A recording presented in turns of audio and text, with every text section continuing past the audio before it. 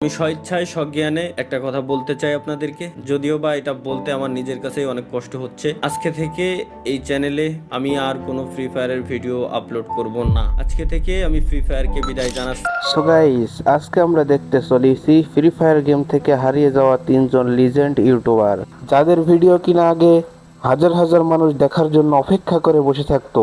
কেন তারা এই ফ্রি ফায়ার গেমটা থেকে হারিয়ে গেল? আজকে আমরা এই তিনটে ইউটিউবারের ব্যাপারে কথা বলবো। সো বেশি কথা না বলে চলো আজকের ভিডিওটা স্টার্ট করি। আর হ্যাঁ, প্রথমে যার কথা বলতেছি আমিও কিন্তু তার অনেক বড় একটা ফ্যান।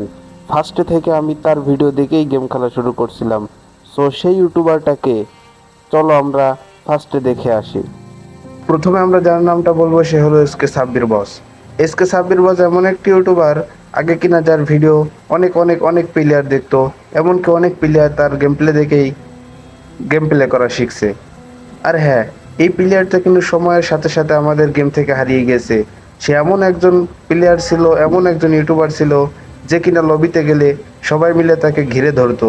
গেরিনা থেকে অফিসিয়ালি তাকে একটা ড্রেস দেওয়া হয়েছিল, সেই ড্রেসটা তো তোমরা সকলে অনেকেই চেনো। আর হ্যাঁ, এই ইউটিউবারের নামে কিন্তু একটা প্যান্টও আছে।